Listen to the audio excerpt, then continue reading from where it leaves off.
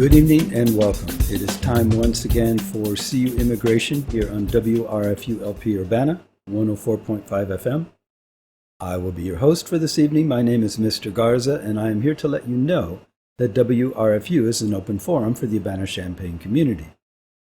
Views expressed are those of the speakers and are not intended to represent WRFU or UCIMC, or, as we like to say on the televised version of this show, UPTV.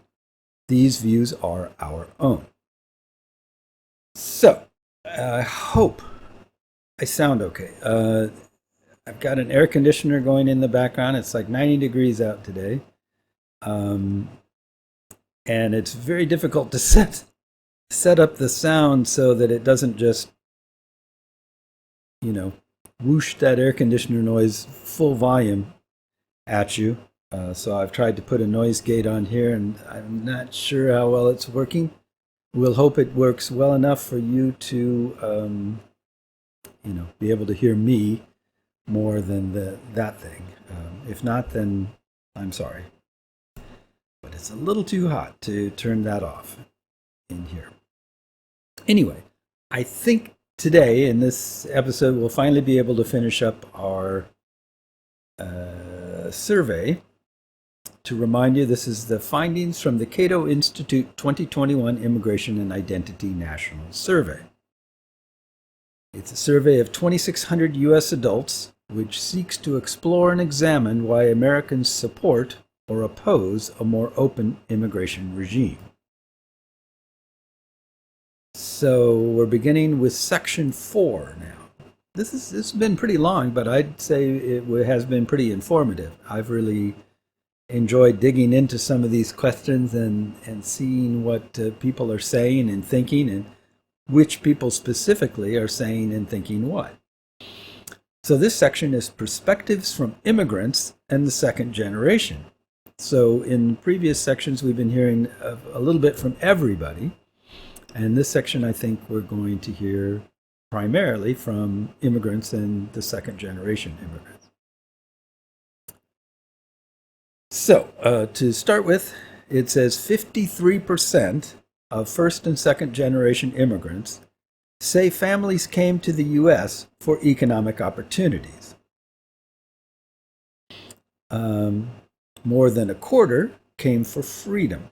About a fifth say they came to be with family or to flee political persecution or violence. Another 15% say they came for their children to attend U.S. public schools. 12% came to attend a college or university, 12% were fleeing religious persecution, and 8% came for government services and benefits. An overwhelming majority of first-generation immigrants, 80%, second-generation immigrants, 81%, and other native-born Americans, 90%, say they feel grateful to be an American. Intensity varies, with first-generation immigrants being less likely than native-born Americans who are not second-generation immigrants to strongly agree with this statement.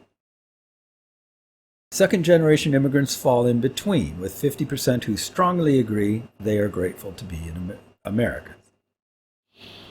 3/4 of first-generation and second-generation immigrants have favorable feelings toward the United States, as do 81% of other native-born Americans who are not second-generation immigrants.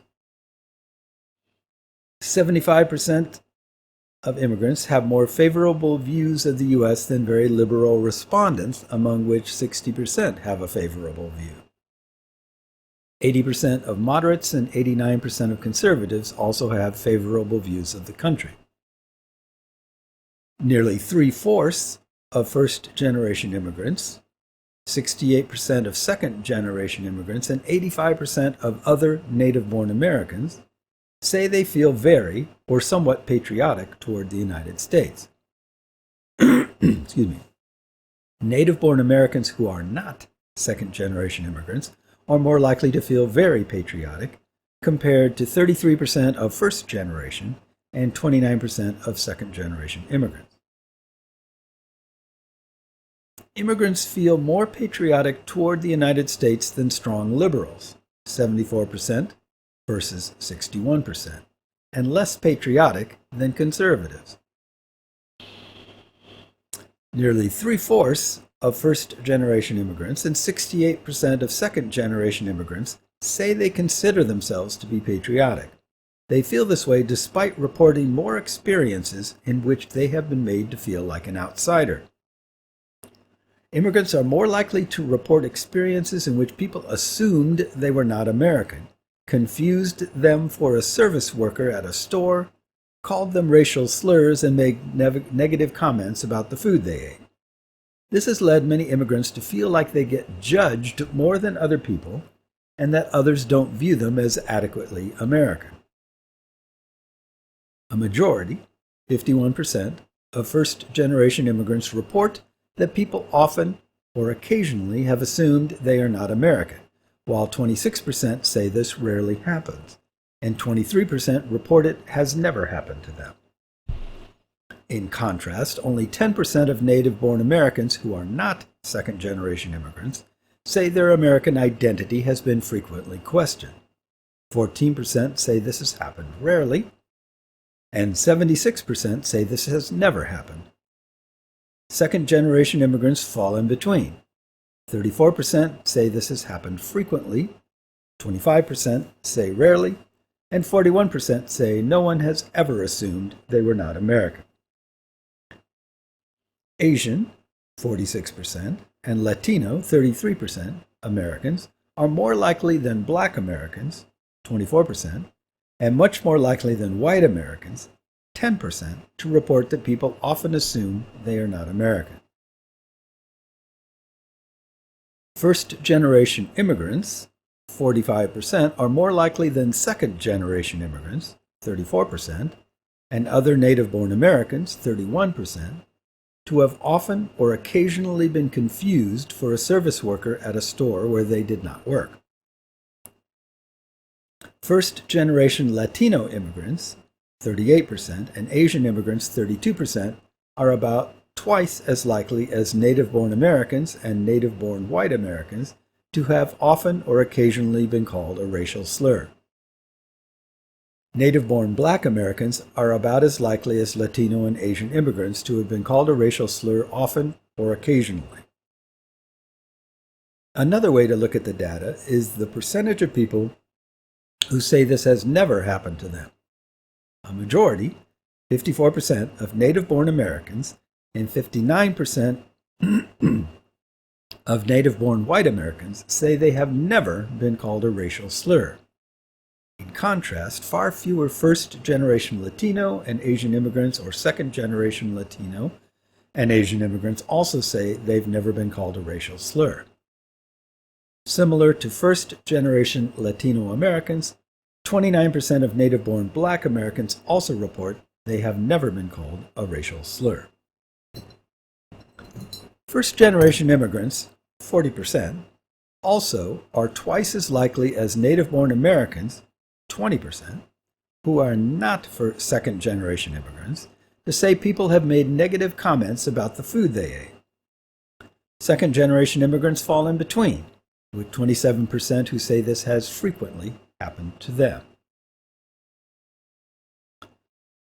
Immigrants and people of color feel they are not seen as American enough.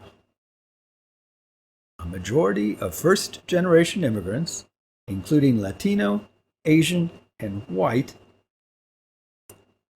immigrants, I'm losing my place here, say they feel that people like me are not seen as being American enough. This extends into the second generation among Latino and Asian Americans, but only 27% of second-generation white Americans. Among the third generation and higher, half of Asian and Black Americans feel like they are not viewed as sufficiently American. In contrast, majorities of Latino and white Americans have not felt similarly judged. These results map onto the share of immigrants who feel that people like them get judged more than others. Majorities of first-generation Latino, Asian, and white immigrants, second-generation Latino and Asian immigrants, and third-generation and higher native-born Black and Asian Americans all feel they get judged more than other people. In contrast, fewer native-born white and Latino Americans who are not second-generation immigrants feel judged.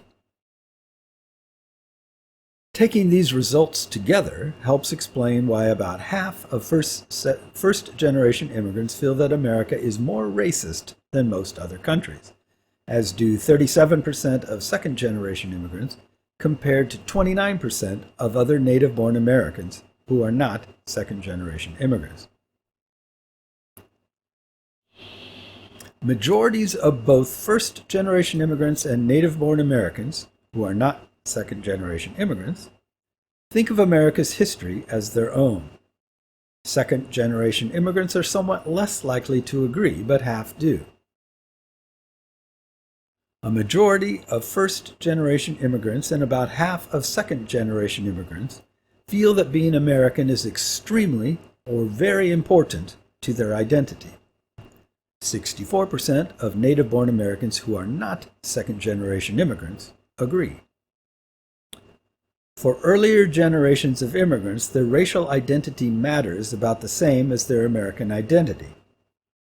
57% of first-generation immigrants and 47% of second-generation immigrants feel their racial identity is extremely or very important to them.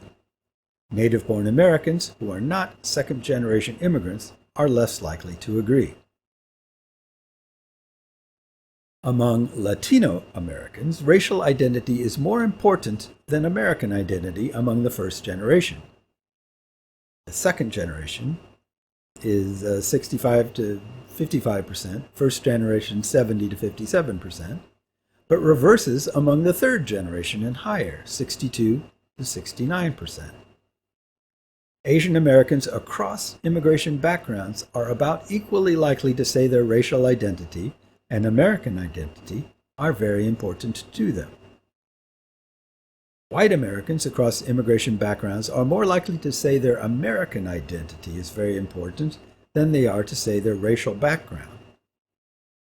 The share of black immigrants in the sample was too small to calculate and compare responses.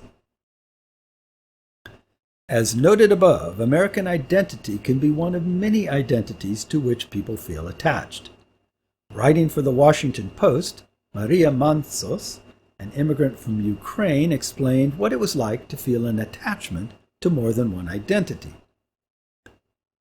Quote, "Like many immigrants in the United States, I straddled two cultures, belonging to both and neither. I welcomed the tension because each culture brought out my affinity for the other.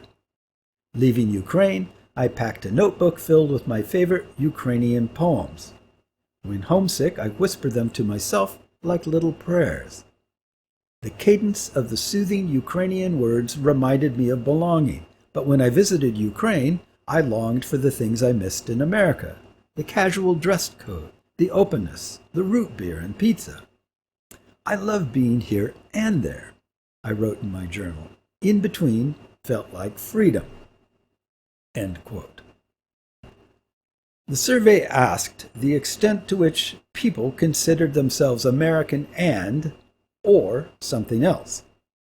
About half of first and second generation immigrants say they feel completely American, while 38% feel partially American and partially something else, including 12% who feel mostly American and partially something else, 16% who feel equally American and something else, and 11% who feel mostly something else and partially American. Only 8% say they do not feel American at all, and 5% aren't sure. Soul attachment to one's American identity increases considerably from the first to the second generation, rising from 38% to 57%. And the share who feel attached mostly to something besides their American identity declines from 27% to 12%. About half of first-generation citizen immigrants view themselves more as global citizens than as U.S. citizens. A third of second-generation immigrants feel more like global citizens, as do about a fifth of other native-born Americans who are not second-generation immigrants. Mentioning taxes, well, let's see. This is under a section entitled Views About Capitalism, Socialism, and the Role of Government in Society. Mentioning taxes diminishes the gap between immigrants and non-immigrants on the role of government. At first glance, immigrants tend to favor larger government more than native-born Americans. About two-thirds of first-generation immigrants and second-generation immigrants prefer a larger government providing more services instead of a smaller government providing fewer services. In contrast, about half of native-born Americans who are not second-generation immigrants agree. Views change and the gap narrows when taxes are mentioned in the survey question. Survey respondents were split into two groups. The first group was asked if they favor larger or smaller government that provides more or fewer services. The second group was asked this same question but with tax rates specified.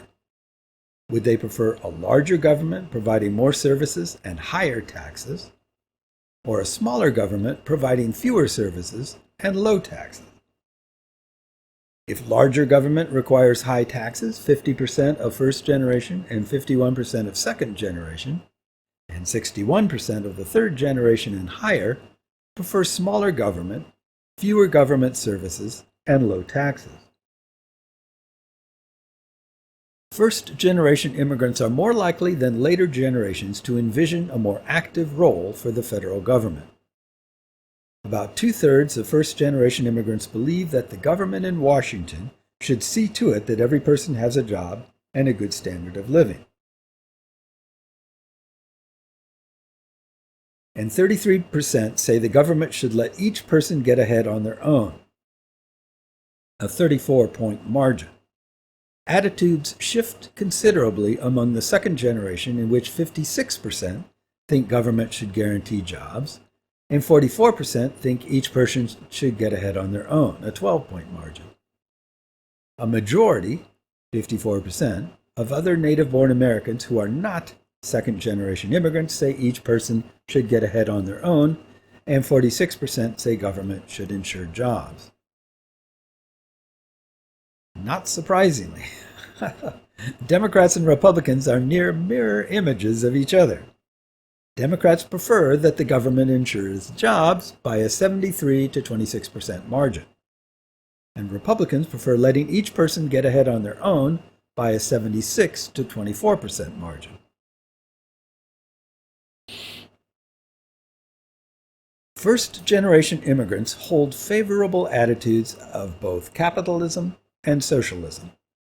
However, support for socialism appears to slide among the second generation and third generation and higher. In contrast, support for capitalism remains fairly high among the second generation and the third generation and higher. Democrats express a clear preference for socialism to capitalism. In contrast, Republicans are about six times more likely to have a favorable view of capitalism than socialism. Independents are more favorable to capitalism than socialism, 57 to 35%. But, and here's the question, do Americans agree what socialism means? Yeah, I was going to ask this very question. Its definition is often the subject of dispute. Overall, Americans are divided in half about what socialism means, with 50% who think it means a system where the government controls key parts of the economy, such as runs the businesses, banks, utilities, transportation, and communication industries, and 49% who think it means a system in which government provides citizens with health care, retirement support, and access to free higher education.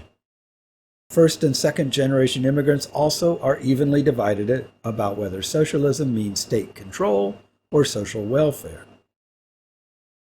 While Democrats are more likely to view socialism favorably than Republicans and immigrants, Democrats are more likely to say that socialism is a system in which government provides citizens with health insurance, retirement support, and access to free higher education, than to say that it is a system where the government controls key parts of the economy. Republicans and independents view socialism differently. Majorities of Republicans and independents think socialism means state control of the economy rather than social welfare. Support for socialism depends on how people define it. Among Americans who believe that socialism means state control, 77% have a negative view of socialism, and 21% have a positive view of it. Conversely, those who think socialism refers to social welfare spending, 63% have a positive view, and 35% have a negative view. Americans have stronger opinions about the free market's impact on giving people chances to get ahead. Nearly two-thirds say the free market system gives everyone a fair chance, while 38% say that it survives by keeping the poor and marginalized down. Majorities of Americans, about 6 in 10, across immigration backgrounds, Republicans and independents believe the free market gives people a fair chance rather than exploits the marginalized. Democrats stand out, with a majority who feel the free market survives through exploitation. Oh, hey, that was it. That was the end of the thing. I thought it was longer than that, but I realized I have some other stories here that came after that. So let's take a moment to think about kind of the sum total of this whole thing. So generally speaking, across the board, what struck me about this survey was that there was less, I would say, obvious racism apparent in immigration restrictionists than I would have assumed. So the assumption that, this is reflective of the broader views. I mean, it's only 2,600 people, so there are any number of possibilities that they just happen to get, a certain group that said X versus Y. But assuming that this is a large enough sample to give you a sense of what people are thinking, I will have to admit to having preconceived notions about why people are immigration restrictionists. And so that was interesting to me. That stood out to me in part because being self-reflective, I had to think, well, okay, there are actually more reasons why people want to restrict immigration than I had assumed or that I had given people credit for. My tendency was to simplify and say, well, look, there's no way there's any reason why you wouldn't want to do X, Y, or Z other than the fact that you're a racist. So in that sense, I think I have been looking at the question in a too simplistic way overall. That being said, I found a lot of points in here where I would say it was pretty obvious that some form of racism, or I don't know, classism is the right word, but a rejection of ethnicity or culture combined with race or along with race, or maybe instead of race. I don't know. It was too difficult for me to see. Like if you were to sort of lump all those things together, it would explain a lot of why people are immigration restrictionists. And so to that extent, I think that is as much why I was just kind of filing it all under racism as anything else, I guess, would be the way to put it. Like, I believe a certain amount of xenophobia, maybe that's a better word than racism, is present in the majority of hardcore immigration restrictions. So it may not be specifically racist. It may not be, oh, you're a different race.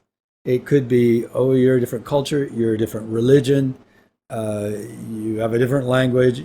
There's any number of things that people focus on that, in my opinion, and again, this is my opinion, and I got that from reading this and from just observing things over the last, you know, however many decades I've been doing this. But there's a certain amount of something, one of those things, or a combination thereof, that leads people to say, well, we don't want them here. Um, it's not, well, I was going to say, no, no, I'm not going to say that. I, you know, I think it's how you look at that sort of thing that sort of defines whether this really is complicated or not. By which I mean, yeah, obviously, take 100 people or 1,000 people or 1,000,000 people and try to decide what their reason for any particular shared opinion is.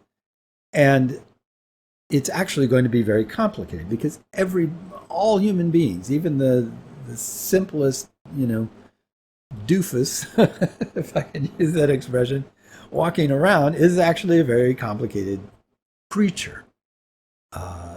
They have their whole life's experience built into what they're thinking and how they're acting. They have lots of preconceived notions, lots of internalized stereotypes, and so on and so forth. So everyone is complex. And then every two people is at least twice as complex, if not more, and on and on and on and on. So to that extent, yeah, there are lots and lots of shades of gray in this question and in most any question. But you can, to a certain extent, just